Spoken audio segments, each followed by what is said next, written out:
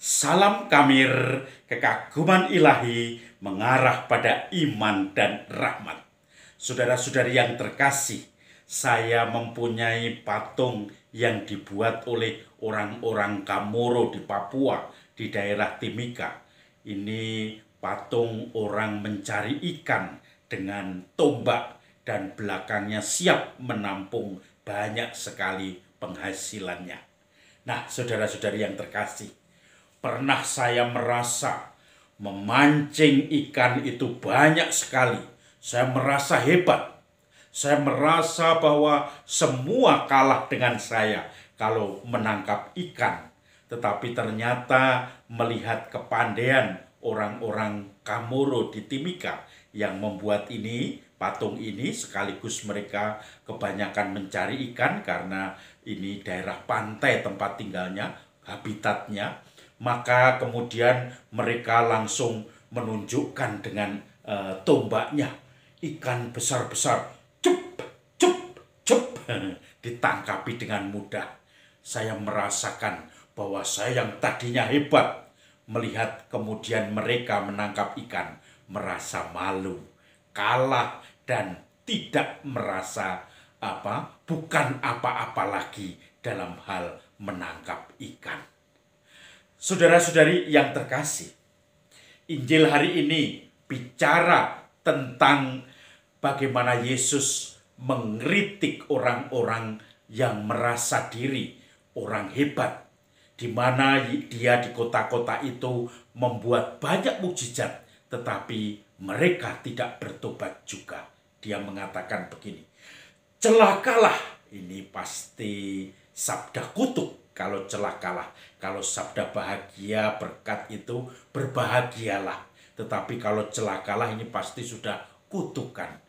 Celakalah engkau Korazim dan Betsaida. Sebab kalau di Tirus dan Sidon terjadi mukjizat-mukjizat seperti yang terjadi di tengah-tengahmu, maka mereka akan bertobat. Maka aku berkata kepadamu, pada saat penghakiman terakhir nanti, tanggungan kota-kota itu Tirus dan Sidon lebih ringan daripada tanggunganmu. Dan engkau, Kapernaum, apakah engkau akan ditinggikan setinggi langit? No. Engkau akan diturunkan sampai ke dunia orang mati. Sebab jika di Sodom terjadi mukjizat-mukjizat yang ada di tengah-tengah kamu, mereka pun akan bertobat dan tidak akan dihancurkan.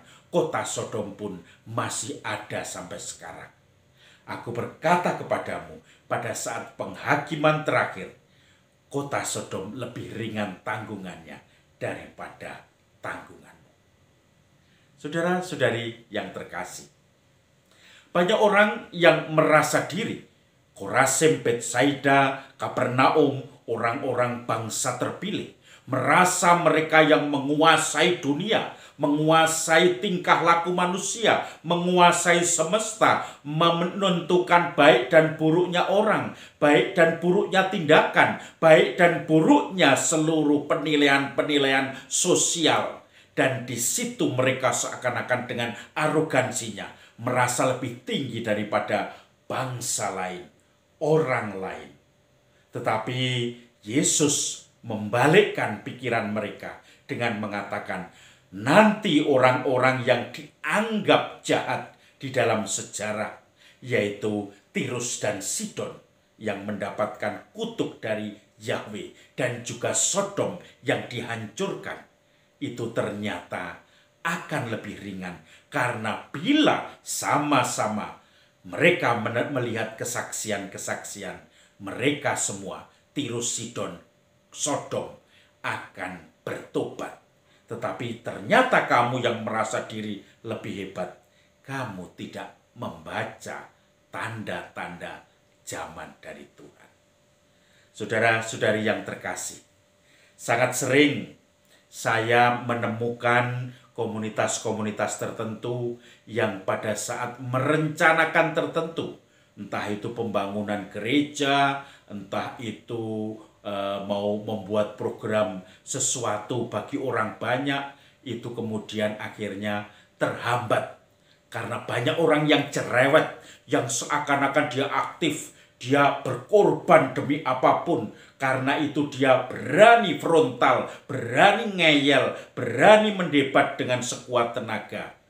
Tetapi kenyataannya begitu sampai pada pengerjaan, sampai pada pengorbanan dituntut, sampai pada konsekuensi-konsekuensi dari rundingan-rundingan komunitas itu.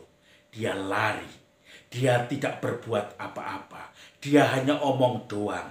Dia kemudian tidak memberi sumbangan apapun dengan alasan, artinya sumbangan tidak harus uang ya, sumbangan tenaga sebagai pengawas mengawasi, kemudian juga selalu mendampingi proses itu.